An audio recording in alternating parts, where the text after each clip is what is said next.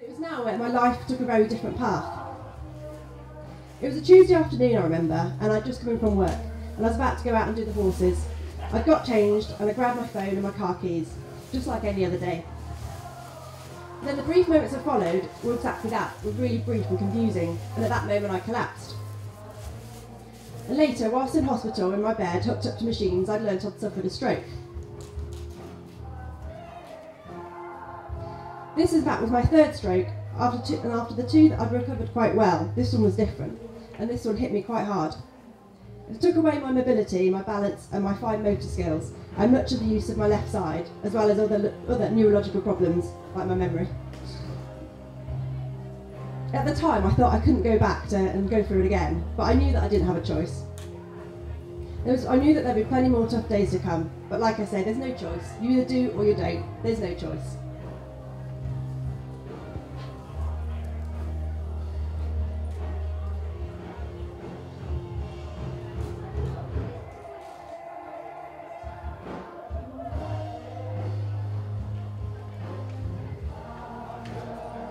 It took me a long time to accept that I'd have to use a wheelchair and have to rely on people to get me around in my heavy NHS tanker wheelchair that thankfully I eventually successfully destroyed by rolling down a very big hill.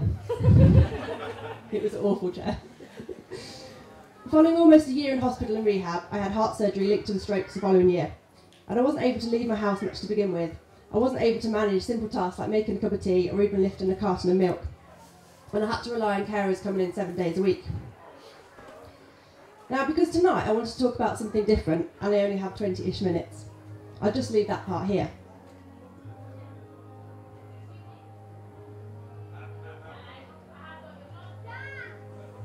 But as I sit here tonight,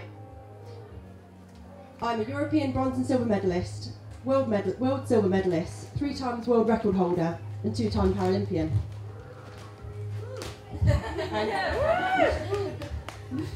But for me, it's never been about medals. It's about belief and being my best and seeing how far I can push myself. Because we're all human at the end of the day, and who knows how far you can push yourself. Why set limits? Now, to quote Richard Branson, if you follow your dreams and spend your life doing what brings you joy, then you're likely to find success.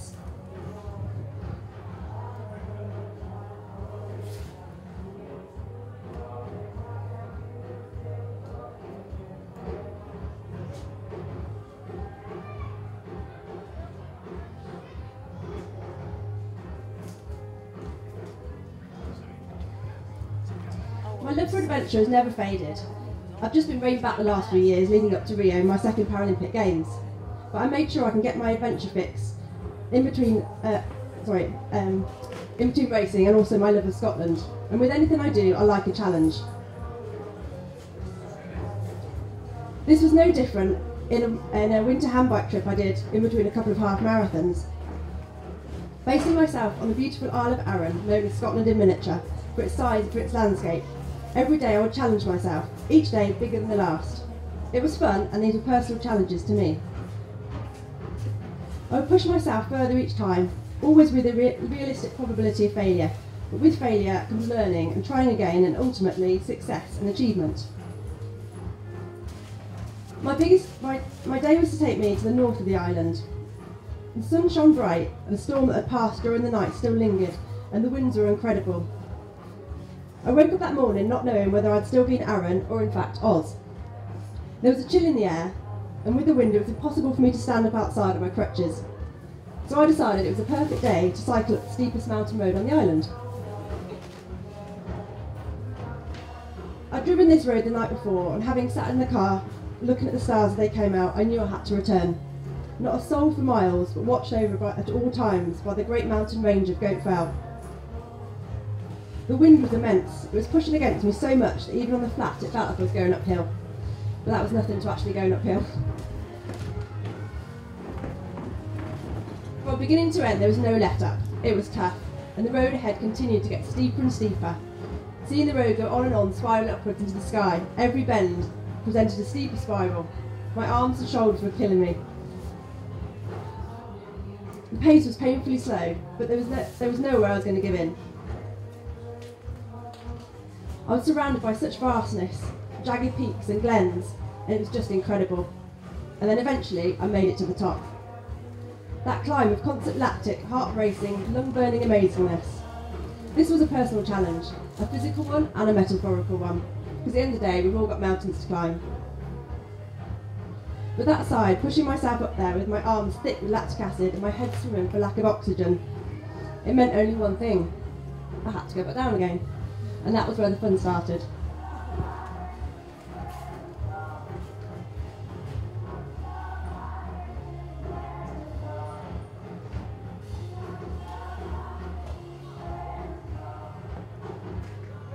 A little unnerved by the thick trail of blood along the road as I faced the roller coaster ride ahead of me, I took a deep breath and began my descent.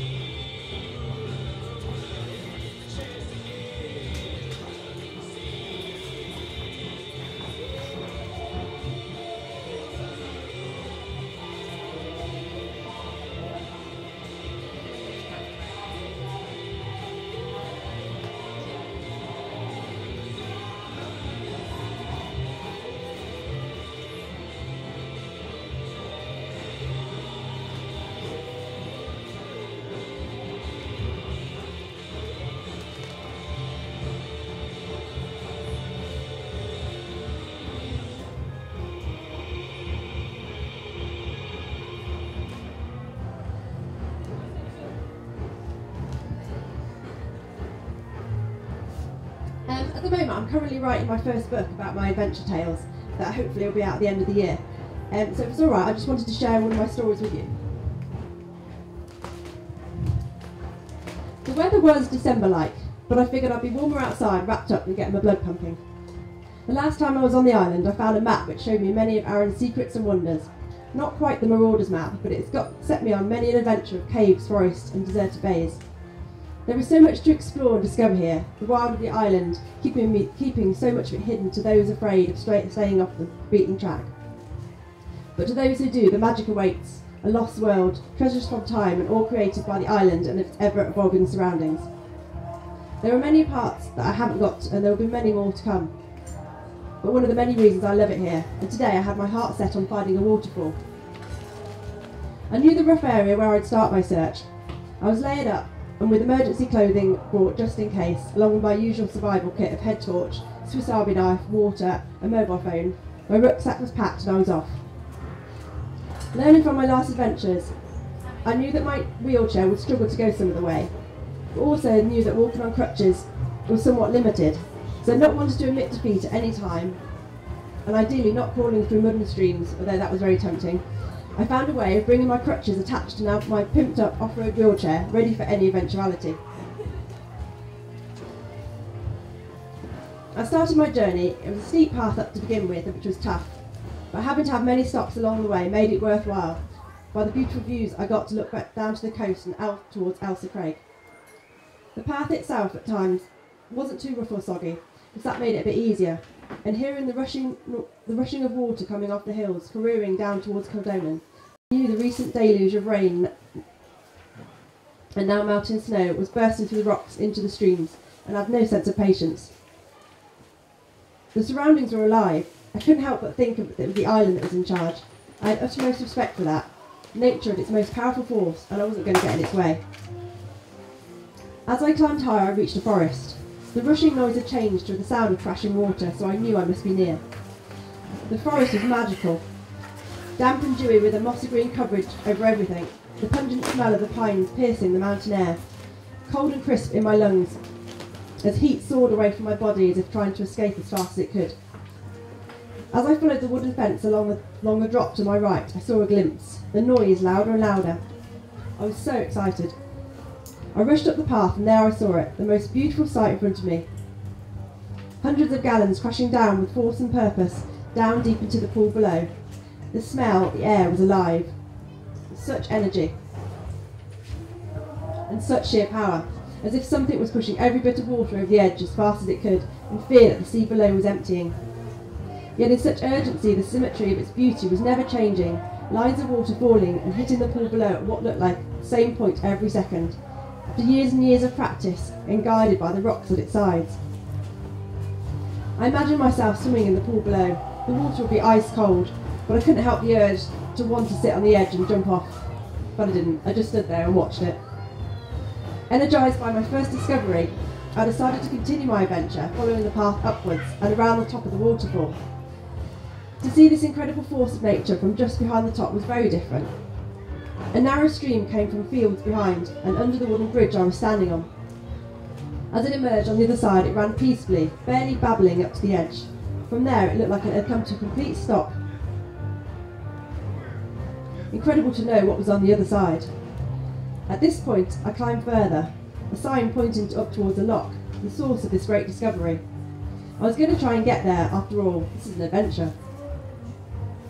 The forest on one side of me and the open space to the other, the once ferocious water, now just a trickling stream, guiding me through the earth. It had started to rain again, but this didn't bother me. After all, that's why God made waterproofs. I wasn't cold, quite the opposite in fact, and although the higher I got and the more evidence of the recent snowfall I saw, I was roasting. I was glad to get back in the forest after a while and out of the elements, and with the patches of frozen snow on the forest floor, I began to feel as if I was in Narnia. I had not seen a single person on my travels, and nor did I want to. But I wasn't scared or lonely. This was exciting, and the wonder of what lay ahead was everything I needed. I could happily have taken a tent and stayed in that forest all night, I think. There were quite a few places that I simply couldn't push through in my chair, so I was really glad of my crutches. I will pull my chair along behind me with the makeshift man-hauling system I'd set up with my horse's lead rope that I'd always kept in the car, just in case. Apart from being able to get around better, my crutches had a use that I wouldn't have thought of and found out by complete accident. And that was testing how deep any mud was that was in my path. Finding out when, unbeknown to me, I hit a bog and landed up to my hand grip and the stuff before quickly pulling myself out. That was the fun part, and there was no way of getting through the bog safely, so I had to plan an alternative route. Thankfully, others had been there before me, must have thought the same, and I found some sticks laid out over a shallow stream and into the forest. Now a little more wary of my path, I was very careful to look closely and test the ground. The last thing I wanted to do was be sinking up to my axles and bog. Carrying on up the path, now very much undiscovered to anyone but the hardy type and the forest wildlife, a telltale of hoofprints in the mud. The forest was denser up here. I couldn't see much as I was looking through the trees into the darkness, only broken up by the mossy green highlights on the side of its trunks and the occasional clearing of fallen trees, looking like a game of pick-up sticks with the giants. Some fell across my path, and a decision of over or under became a common theme.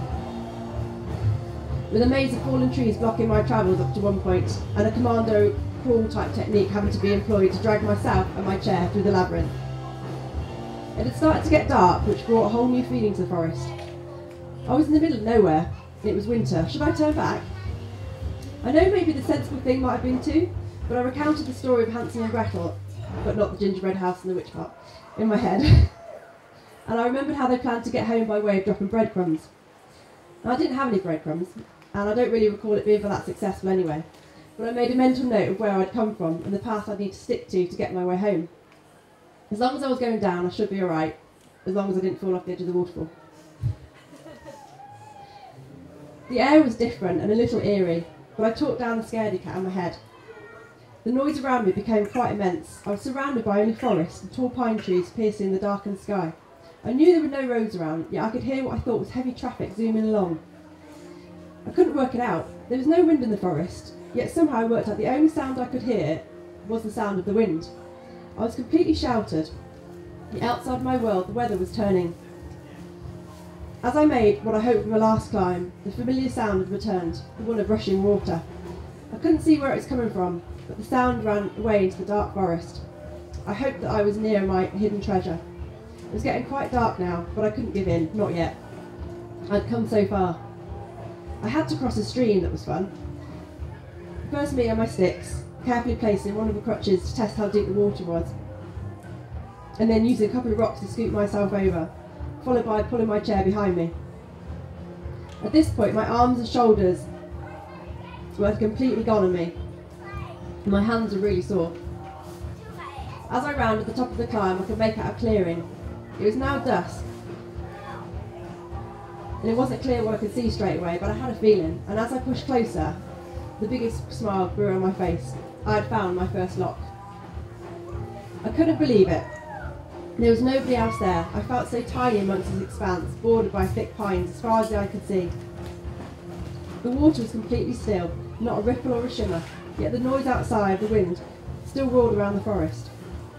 A perfect reflection of the forest and the skies mirrored in the loch, and the only sign of human existence was a wooden boat lying at the side, green with algae and full of water. The temptation was there to take it for a row, but with no oars, on a closer inspection, seeing how much water was inside, I settled for just putting my hands in the water. It wasn't as cold as I expected, and it was really fresh. I could have stayed at that picture for hours, but I knew I had to get back the same way that I'd come, and by now it was dark, and I knew the forest would be even darker. The dark was not all bad, however, as it was a perfect chance for me to try out my new head torch. It was really great, and just what I needed to enter the forest. It was a struggle to keep the scary thoughts out of my head, and not keep on looking behind me for something scary out there. But I just kept reminding myself where I was, what I'd achieved, and what a great story it would be when I got back. I knew the path I needed to follow, and although I thought going down would be easy, it certainly had its own challenges. It was quite slippy in parts, and I had to move really carefully not to fall in the water or the mud at any point, and not be able to see so well now. And I'd forgotten about the stream I had to cross, which was certainly interesting in the dark. And the places that had to be negotiated by stick bridges. They were tricky enough in the daylight. It's amazing the bits that your brain tells you to forget when it doesn't want to frighten you. Now, my amazing head torch was that. It was quite amazing when it worked. But it had this really annoying and badly timed knack cutting out on me at really unfortunate moments, leaving me in complete blackness. I couldn't see anything. It was like the world had suddenly turned out the lights. Then nothing had come, the void of darkness in complete blackness. And this is a very another good reason for saving a bit of battery on your mobile phone.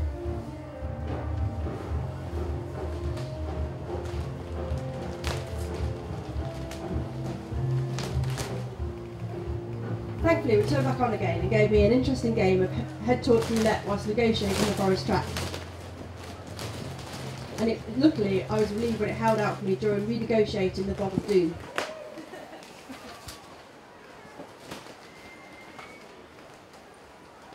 This was a lot trickier this time, and I was stumbling from fatigue and having to go carefully across the slippery frozen path.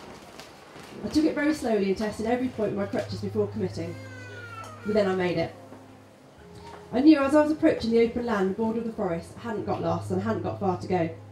Feeling slightly more comfortable and knowing I was getting closer, I relaxed into my push. That was until it happened. From the darkness of the forest, there was suddenly this sound, a sound that I have never heard before. It shot goosebumps all over my body, and I could hear my heart beating out of my chest. I was frozen to the spot, at the same time looking for my safety and my escape route.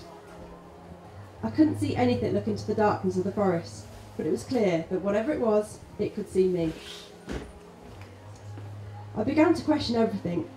The only sound I could relate it to was that horrendous sound of Predator. You know the movie? I swear it was identical. I could not have been more scared. I tried to think of what I would do if something launched at me from out of the darkness. I've always said to carry a knife with you if ever you get eaten by a giant snake, to cut his way out. No? But my knife was in my rucksack, so I wondered, do I stop and get it, or am I just stalling the inevitable? I decided my only defence would be to put my head torch on strobe mode. If nothing else, I hoped it would disorientate the beast enough for me to attempt my escape. I heard that noise 3 times, and each time more terrifying. I came to the only conclusion. It could be only one thing. I couldn't see the forest beast, but then, has anyone ever seen one?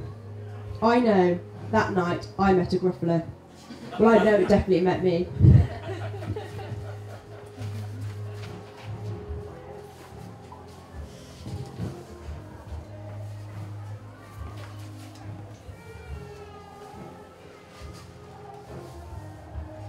I'll be going back to the islands next year, and many more of those as part of a solo unsupported hand cycle adventure up the west coast of Britain, from my home in Gloucestershire up to the north of Scotland and then down through the West Isles, covering over 1,500 miles.